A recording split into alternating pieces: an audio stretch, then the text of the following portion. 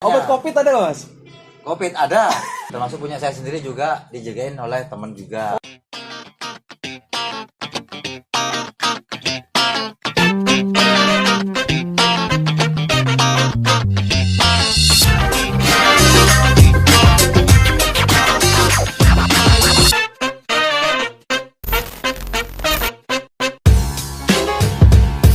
Halo, apa kabar? Balik lagi bareng gua Ubang di Fujif Society. Apa kabar buat kalian semua yang masih mantengin Fujif Society? Yang ngebahas tentang kehidupan sosial, kehidupan masyarakat, pekerjaan-pekerjaan teman semua ya. Yang seperti video kemarin kita sudah ngebahas mengenai manusia silver. Nah, kali ini kalian pasti pada penasaran dong. Kali ini Fujif Society ngebahas apa aja? Kali ini Fujif Society ngebahas tentang warung. Warung apaan kira-kira? Warung sembako. Nah, seperti yang kalian tahu teman-teman, di sekitaran Jakarta atau Jabodetabek itu warung sembako banyak banget, apalagi saudara-saudara kita dari Madura banyak banget yang membuka warung sembako. Nah, pasti kalian pada penasaran kenapa orang Madura itu banyak banget membuka warung sembako. Nah, jadi kita kali ini akan membahas tentang keunikan dari warung Madura, warung sembako Madura. Jadi ikutin terus gua di Fujif Society.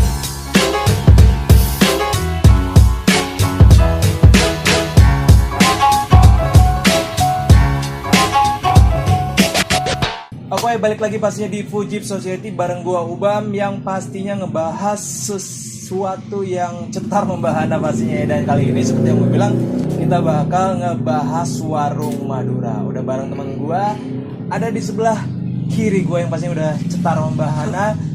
Kaosnya aja Madura Enjoy. Halo Mas, apa kabar Mas? Sip ya. Dengan siapa nih Mas? Dengan Mas Pardianto. Mas Pardianto. Asli Jakarta kah? Kagak lah, Kagak. Ngomongnya udah kagak ya, kagak. cuma kecanduan sudah. Bener. Tapi di Jakarta udah berapa lama nih Mas? Kalau kehitung sih udah 3 tahun lebih ya. 3 tahun lebih ya Mas ya. 3 tahun Wah. lebih. Waktu ke Jakarta itu awal mulanya apakah langsung mulai berjualan sembako kah? Atau mungkin ada bisnis lain, mungkin properti mungkin ya Mas ya? Langsung ke ya, sembako. waduh keren banget. Nah, kalau Mas, panggilnya Mas Didi ya Mas ya? Ya, Bener ya? panggilannya Mas Didi. Iya. Nah, Mas Didi ini sudah berapa lama sih berkecimpung di dunia industri sembako? Sudah 3 tahunan. 3 tahunan 3 ya? tahun lebih ya. Oh, dan itu pertama kali buka langsung di sini? Pertama kali buka di daerah Cipondo, Sambidoyo.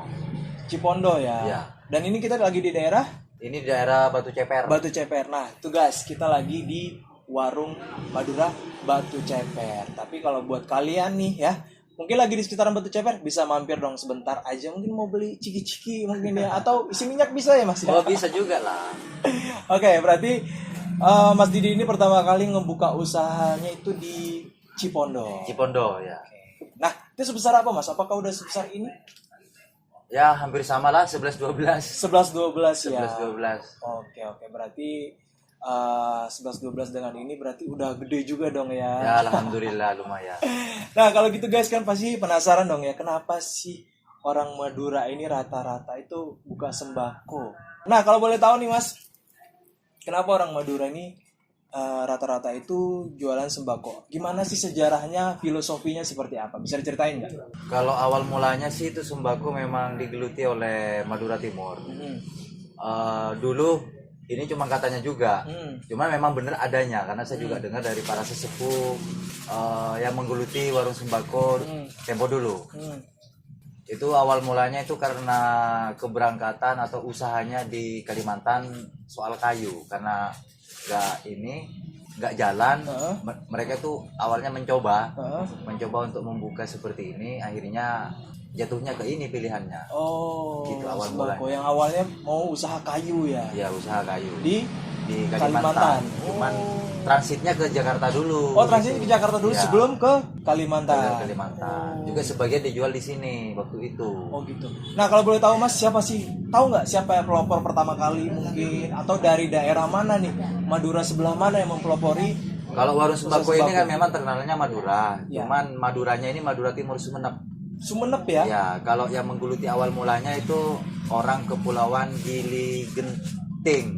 Gili Genting. Iya, Sumeneb Pulau Gili Genting. Bukan Gili Manuk ya? Gili Manuk itu ini yang ke Bali itu. Oh iya benar-benar. Jadi orang Gili Genting ya. Gili Genting. Tapi untuk spesifik yang orang pertama kali gitu kurang tahu ya Mas ya. Ya daerah sana, daerah Gili Genting. Daerah Gili Genting ya. Awal mulanya yang merintis warung sembako. Oh gitu. Sehingganya udah merata se Kabupaten Sumeneb sekarang. Nah jadi guys, ternyata yang mulai itu orang Gili Genting nih guys ya. Nah jadi buat kalian mungkin ya udah mungkin udah terjawab nih sejarahnya orang Madura itu sedikit. Nah kalau gitu kita lanjut lagi. Nah untuk warung Madura ini Mas khususnya itu apakah hanya ada di Jabodetabek kah? Atau mungkin ada di Sumatera mungkin, Pulau Kalimantan atau sampai Papua sana?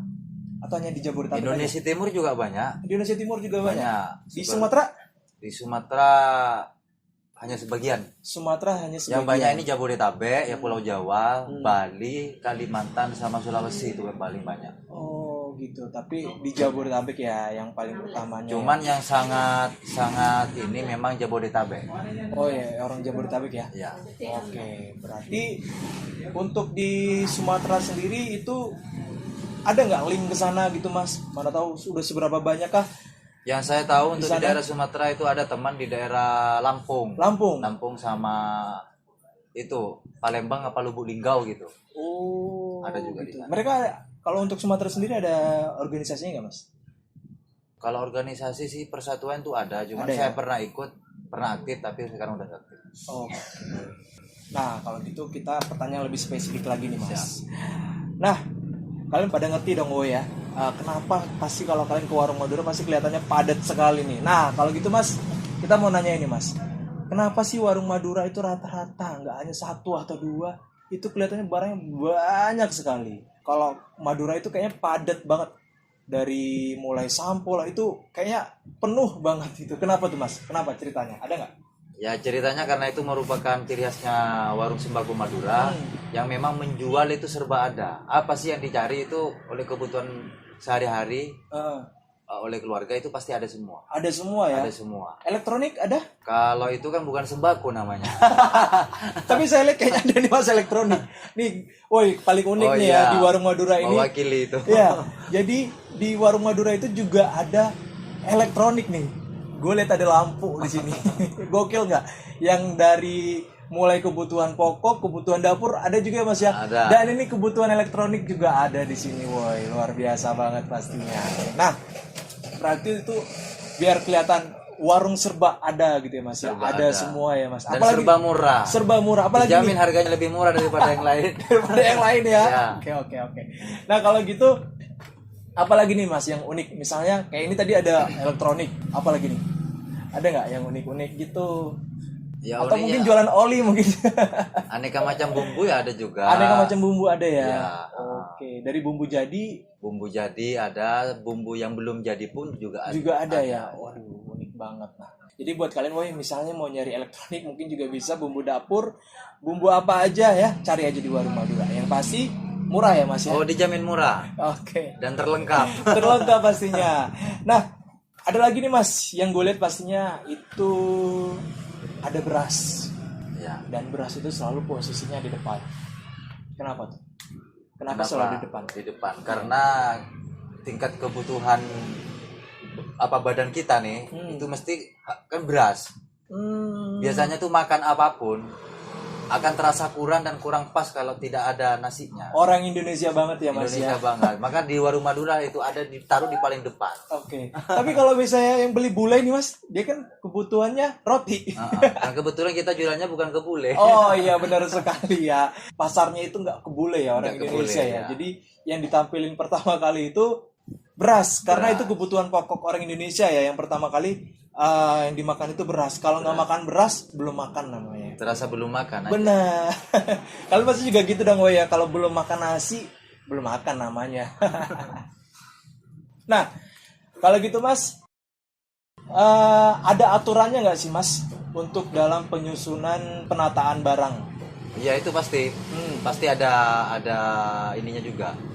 Ada tempat tidak sembarang. Biasanya itu di belakang itu biasanya untuk bahan seperti mie instan, seperti tepung atau gula atau apa seperti yang di daerah sini lah. Memang ada sebagian yang digantung itu yang memang layak untuk digantung. Oh gitu, berarti di mana-mana warung Madura paling belakang itu mie instan dan Ya. segala macamnya. Paling depan beras. Samping biasanya itu minuman apa Minuman, kayak gitu. Memang ada juga sebagian di belakang ditaruh minuman, tapi pasti di belakang tuh ada seperti mie instan. Itu pasti. Oh gitu ya Mas ya. Semua gitu udah aturannya Semua seperti itu ya. warung Madura. Dan itu sudah menjadi ciri khas. Udah jadi ciri khas. Oh Ya. gitu-gitu. Oh jadi emang udah dari sononya emang udah seperti itu ya Mas ya. Iya. Aturan untuk menyusun barang. Nah, terus saya lihat Mas tadi di depan juga ada BBM. Dan gak hanya warung Mas Didi aja nih yang jualan BBM, tapi kayaknya warung Madura rata-rata jualan BBM ya Mas, bener gak Mas? Iya, hampir semuanya juga. Itu kenapa tuh Mas, kok selalu ada jualan BBM? Ya karena masyarakat kita, terutama Indonesia itu mayoritas penggunanya itu sepeda motor. Mayoritas semua menggunakan sepeda motor hingga masuk ke pelosok-pelosok gang kayak gini. Jadi itu akan menjadi juga kebutuhan utama. Makanya orang Madura itu pasti juga yang menjadi kebutuhan utama itu juga pasti dijual. Dijual ya. Nah, itu pun juga dengan harga yang tak terlalu tinggi dan juga untuk botolnya pun itu pasti udah penuh semua rata-rata. Selalu penuh ya? Penuh, Iya benar-benar, saya juga merhatiin tuh Mas. Pasti rata-rata botol BBM ini selalu penuh ya. Ya pasti. Berarti selalu dicek standby ya Mas ya? Ya, cek standby. Oh gitu, oke. Nah, kalau gitu Mas, saya juga ada merhatiin satu hal lagi nih yang dari warung Madura. Itu rata-rata ada yang namanya kotak amal. Kenapa tuh ada kotak amal? Ya karena itu sudah menjadi kewajiban kita ya. Jadi bukan hanya sebatas mencari, tapi juga sebagian disisihkan. Oh, disumbangkan untuk Ya. yang membutuhkan ya. Ya. Wow, keren banget woy. Jadi warung Madura ini tidak hanya memikirkan diri sendiri tapi juga memikirkan orang lain. Jadi tunggu apa lagi woy? Kalian langsung aja ya berbelanja di warung Madura. Nah, kalau gitu Mas, teman-teman gue juga banyak nih Mas yang nanyain kenapa sih warung Madura ini nggak pernah tutup kayaknya Mas, 24 jam standby buka terus. Kenapa tuh? Emang ada tuh tengah malam yang beli Mas? Ya itu memang sudah menjadi bagian dari ciri khasnya warung Madura. Iya. Kebanyakan bisa dibilang 99% itu bukannya 24 jam. 24 jam. Emang Iya, itu sudah dari awal memulai warung Madura itu dari nenek moyang dulu emang udah seperti itu. Kebanyakan buka 24 jam. Emang 24 seperti jam. Karena tingkat kebutuhan kita kan enggak tahu.